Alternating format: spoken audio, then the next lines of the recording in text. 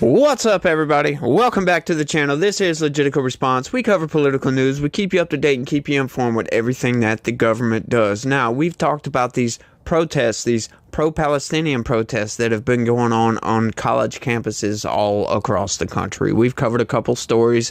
However, I haven't covered the other day we saw. These moments on UNC's campus are resonating with thousands across the country. When we went in, we said, we will not let the headline of this day be an American flag falls at UNC. Ongoing protests against the war in Gaza intensified on campus Tuesday. At one point, pro-Palestinian protesters replaced the American flag flying over the quad with a Palestinian one. After university administrators brought a new flag, they tried bringing that one down as well. My friends and I kind of looked at each other and then said, we should go over there. Jason Calderon joined several of his fellow students in propping up the flag to prevent it from touching the ground. All while he says he and others were pelted with objects from protesters. So many Americans in history have fought for the ideals of justice and freedom that that flag represents. And who are we if we don't take some water balloons and take some yelling and some chaos to, reap the benefits of what they've sown for American society? Which is awesome, by the way. That is Gen Z. Gen Z is based, by the way, for anybody out there that is Gen Z. Some of Gen Z is still based. We still have hope for this country. Yes, defending the American flag. They were putting up a Palestinian flag on that flagpole, for God's sakes. Like, no, stop. Take it down. Put the American flag up there where it's supposed to be. This isn't Palestine. This isn't Israel. This isn't any of those other countries. This is the United States, and that's how we're supposed to be. But I just wanted to cover that. That was just outright awesomeness, if you ask me, and it gives me hope for this country. Now, what y'all probably came to see is so now that these protests have been going on for a little while, we have some debate going on, right? We got left and right. We got pro-Israel and pro-Palestine, right? You got this debate coming up. It was just outright nuts, and it proves my point that you can't debate these left-wingers, right? These left-wingers, I don't know why they think they can come in and debate. They generally don't have facts on their side, and when they run out of any facts that they do have, right? Because, on all sides of debate, you get facts. You have an argument. But when they run out of their argument, it devolves into a screaming match and calling somebody else racist. That seems to be the biggest thing that they do. Now, this debate that we had coming up, it was from Piers Morgan. You got Cenk Uygur, Cornel West, and Javier, I forget his last name. Sorry. But the Javier, he was a field reporter. He's got his own YouTube channel and X account and all this other stuff. So go check him out. He was actually on the ground. He went into these protests just to see what's actually going on, try to talk to some of these people and see why they're protesting, exactly why they're protesting. Yeah, we know pro-Palestinian, blah, blah, blah, blah, blah. But, get an idea of their views, their opinions, and all this other stuff, because we know these people have been getting violent, right? And then when the other side retaliates, all of a sudden, the peaceful protesters are being attacked. Well, no, that we're going to see that's not exactly how it goes. Check this out. The same wristbands as the anti-Semites so that we could sneak into their camp and woo chow the ghetto. First of all, they had gender-neutral buckets to urinate and poop in. The whole place smelled like musty terrorists and shit. But the fact that they were forcing out conversation and journalists makes it clear that they don't have the answers to explain why they're there. And I was overhearing the most racist conversations about white people just in general. These people are literally BLM rebranded and more extreme. Look, that's pretty inflammatory stuff, but you're here now. Do you think what you did last night was the right thing to do? Absolutely. And first of all, thank you for having me, Pierce. It was the right thing to do. I hate propaganda from either side. I hate being told what I'm supposed to believe. So I like to go in and see for myself. So I snuck into the camp. It was very easy. I just put on a tacky outfit and went and bought the same wristbands from Staples. And I saw the conditions that were back there. I saw the sanitation hazards of them all using the same bucket to poop in. And I overheard the conversations that they were having in there. It was full of hate speech. It was full of just calling for the bloodshed. bloodshed of Zionists. It was them being angry, and it ultimately started to get violent once my friend Cam Higby's cover was blown. Once they realized, as they were describing him as a white Republican, they immediately knew that they had to kick him out, and they locked arms. They were shoving him up the stairs and then back down the stairs to get him out of the encampment. And it just goes to show how aggressive these college students are getting. I'm all for free speech. I'm all for freedom of expression, but that is limited once you start, one, prohibiting these students who pay a lot of money to go to these college campuses to go to class, as well as you start becoming violent towards journalists and people who are just there trying to get an inside story on what's actually happening on these universities that we are being asked to pay for. Now, I don't know if you guys noticed throughout that whole thing while this guy was talking, but Cenk Uyghur's over here, just every time the guy would say something that he physically saw this on the ground and has video evidence of it, Cenk Uyghur's over here just was full of just calling for the bloodshed of Zionists. It was like in total denial. That's why we can't have honest discourse in this country. You're going to be in denial. You get facts presented to you, right? And it's irrefutable.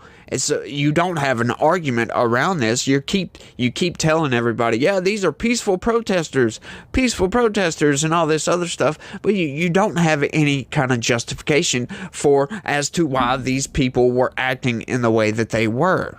It doesn't make any sense. So what do? Hate Muslims, but I do hate Muslim extremism. I have a lot of fundamental issues with the Muslim extremism that's going on in the world. If the only way that you can get your point across is going and raping and beheading people, then you're probably a terrorist and you're probably an extremist. I do have an issue with that. I do have an issue with the fact that you show an ankle and you're killed in some of these nations.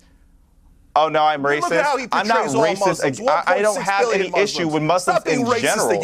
I didn't say, did I not just say extremists? I just said extremists, but you chose to hear what you wanted to hear.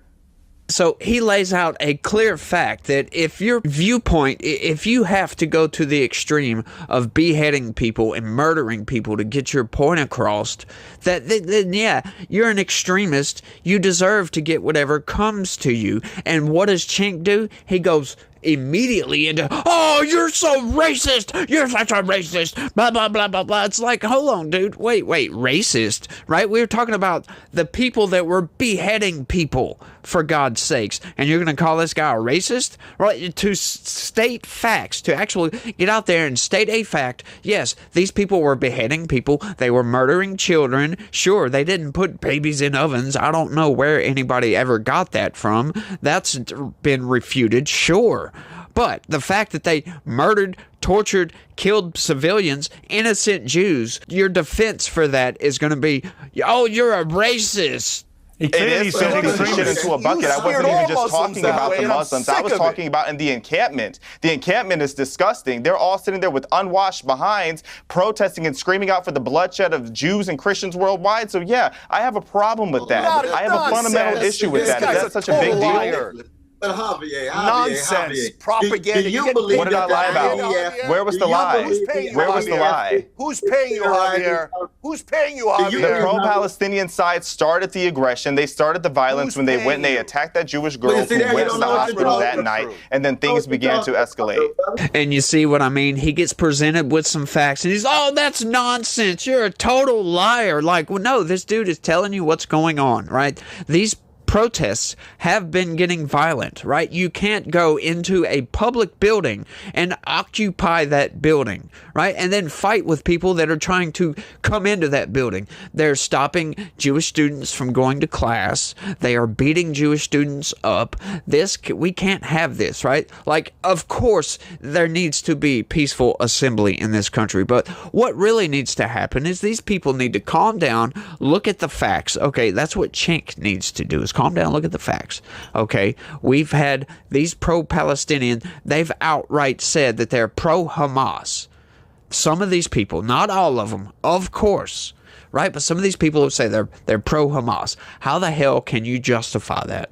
How the hell can you justify being pro-Hamas when you take a look at everything that they've done, right? I don't care about occupations and what Israel has done and all this other stuff, right? Nothing a country can do to you can justify what happened on October 6th. I'm sorry. Israel was not going into Gaza and just murdering people, cutting people's heads off, kidnapping people. I'm sorry. There's no facts to back that up. If somebody out there knows of some facts that Israel was doing this that actually caused Hamas to retaliate in the same way, then please enlighten me. But we haven't seen those facts, and that's what the left, they don't care about facts. They just want to win the argument. So what do? You don't know what you're talking about. I mean, that's ridiculous.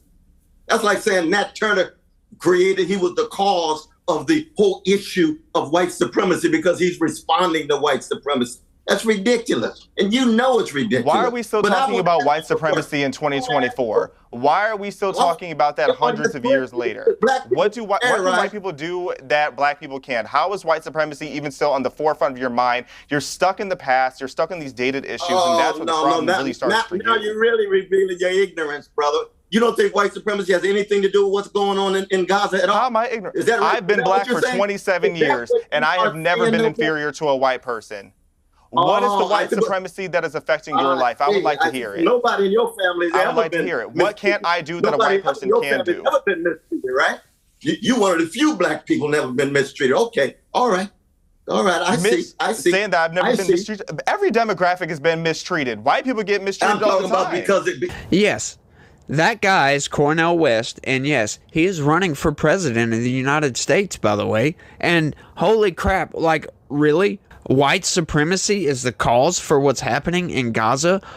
Get out of here. Are you freaking serious right now? Yeah, that's the forefront of all these people's minds. It's just racism, oppression, and all this other BS that they somehow mix into reality and create this worldview that's just outright ridiculous, if you ask me. I don't know what the hell is going on through some of these people's minds, right? Like, they think everybody's a racist, right? Like, oh, we're being oppressed constantly, so that justifies them yelling and screaming over other people and being racist to other people just to get their point across, right? Like, no. White supremacy has nothing to do with what's going on in Gaza. The Jewish people aren't white. They're Arabic, for God's sakes, just like all those other people. That's their original homeland, right? Like, a lot of people want to argue back and forth about history. Oh, 1949 or 1947 or whenever the Jewish state came into existence, right? They call these people Zionists, right? Like, you get called a Zionist these days if you acknowledge the existence of Israel, right? Like, hang on, dude, look at a map. Yeah, that's a country, by the way. But these people are just outright insane, and it blows my mind all the damn time that they won't listen to an argument, right? Like, we have the need for open and honest discourse to get across some of these ideas, right? Like, my next video is a very good sign of stuff that we need to discuss in this country, right? We're going to be talking about Title IX, but we need open and honest discourse. We need to work these ideas out, right? Like, the left keeps screaming about all these ideas. They want to push progressivism, and you're a bigot if you don't go along with this. Well, hang on. We need to know exactly what's going on here so we can figure out a way to get to your utopia that you claim to want, right? Like, we're not communists, and if your ideas have anything to do with communism or socialism or anything, Marxism, right? Because that is on the forefront of their minds constantly.